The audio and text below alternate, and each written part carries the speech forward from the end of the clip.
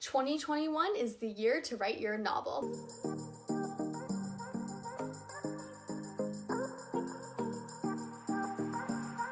Hello everyone, I'm Angela Ann, the friend of all the good YA book recs and literary lifestyle tips. Today's video falls more on the lifestyle tips side of things because we're going to be discussing how you can write your novel in 2021. This video is also a collab with Sara Lubratt, so definitely go and check out her video after you check out this one. The two of us are also creating a mega playlist of all the different writing advice tips and writing advice videos we've made that we would give to new writers. So that playlist will also be linked down below and you will not want to miss it. So in this video, I have 10 tips to help you with planning your novel. The first tip is to not over plan, which might sound crazy because I just told you that this video is about planning tips. When it comes down to writing your novel, I've seen time and time again, and I've experienced this time and time again, where people outline for way too long, or I'll outline for way too long. When I say people, I usually mean me, let's be real. And then I'll just get caught up in the outlining and researching every small detail that I need for the story instead of actually writing the story. What I do to counteract this is that I give myself about a month or so to just free write and journal anything I want about the novel, and then I outline the entire thing in like a formal outline in just one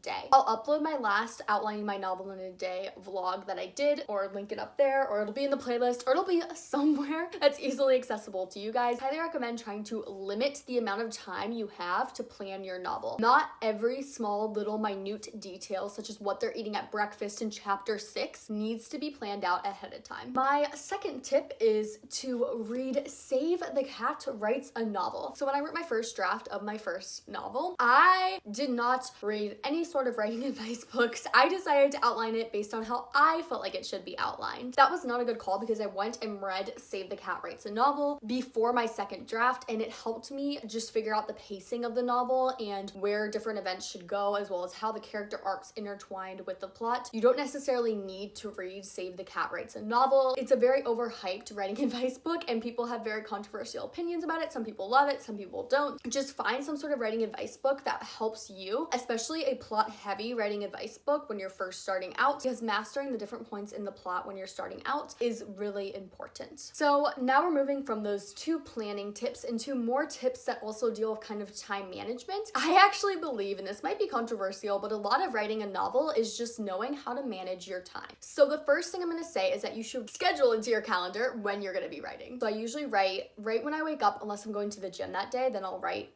either during my lunch break or just later in the morning. But I always have it in my Google Calendar, and I actually have kind of set like 1 hour for writing every single day, and then I can just move it around on that day when I go to plan my weeks, if that makes sense. But knowing that I'm going to take 1 hour out of every day to write or do something that is writing adjacent if I'm feeling uninspired that day or between projects or drafts really helps me stay consistent with my writing. Along with that, another thing kind of related to this is set deadline. When you have a deadline for when you want draft 1 to be done, you're more likely to hit that deadline. In my opinion, a realistic deadline for a draft 1 of a first novel is about 4 months, but some people could finish faster or slower, so definitely use what works for you. If you are confused, maybe try 4 months and see if it works. The fourth tip is kind of a morale tip, I guess, but it is to keep track of your word count. In my planner, I have a little section where I will write in my word count for the day, or if I'm revising, I'll write in like how many chapters I revised or whatever it is. But keeping track of how many words you're writing each day is a great way to just take a second and celebrate your progress. Progress is progress, no matter how fast or slow you are going. You deserve to celebrate any words you're writing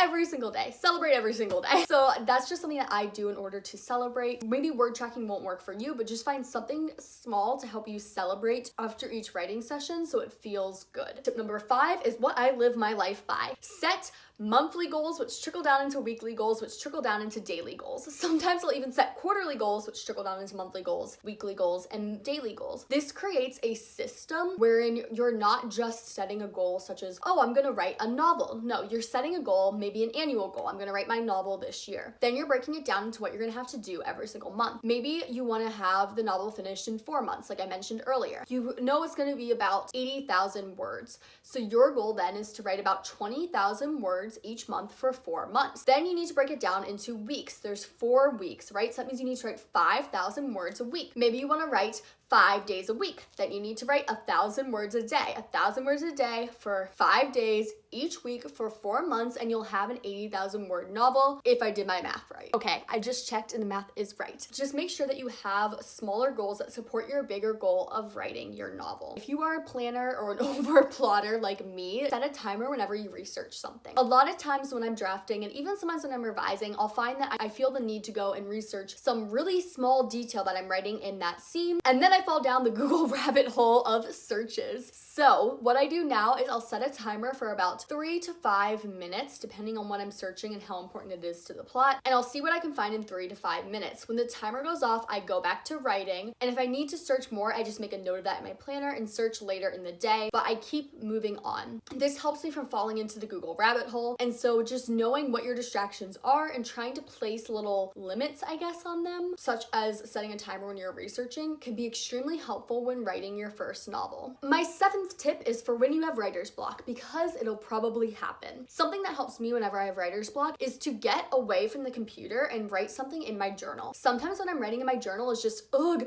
I don't feel like writing today. I'm so frustrated. But even that is still writing words and still thinking about my novel. And a lot of times those unproductive thoughts when I'm journaling will eventually turn into productive thoughts that I can use for the novel. Just trust me here. Next time you have writer's block, just try to journal about how you're feeling and what about the story is giving you problems. I also believe in the playlist that we're creating for you all, that there will be some videos specifically on writer's block, so those might be good to save and come back to when this happens. Your outline is not set in stone, it's merely a suggestion. Don't be afraid to be flexible and to change your plans when writing. Writing a novel is extremely hard, so don't hold yourself to an outline that might have worked in your head months ago, but now doesn't work because of some sort of plot hole or subplot or something like that. So just make sure that you're flexible with your outline. There's a quote here that kind of relates to, and I think it's be flexible about the methods and be inflexible about the outcome. My next 2 tips are for all those perfectionists out there. I feel like a lot of writers are probably perfectionists. But tip number 9 is to not reread or edit your novel as you go. Just try to write the first draft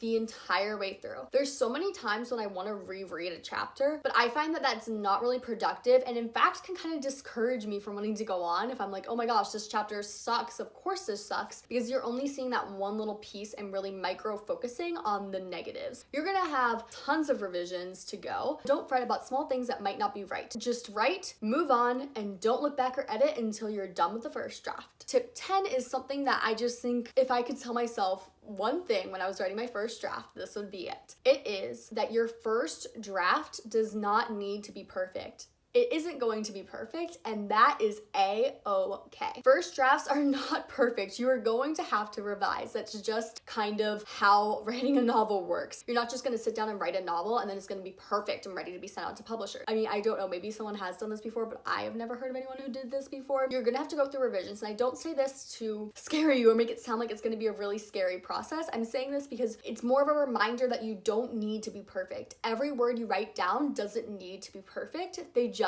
need to be written. Just writing the words down is progress, is an achievement. It's something worth celebrating. It's amazing. It's something that most people won't do. Don't get too caught up in making sure it's perfect. Focus on telling the story to yourself. That's really what a first draft is telling the story to yourself. I hope you guys enjoyed this video, and don't forget to check out Sarah's video as well as the playlist down below that'll have tons of writing resources and writing motivation for you as you go and write your novel in 2021. Best of luck writing your novel in 2021. I would love to know what your current progress standing is or any other questions you have in the comments down below. As always, I will see you in my next video and down in the comments.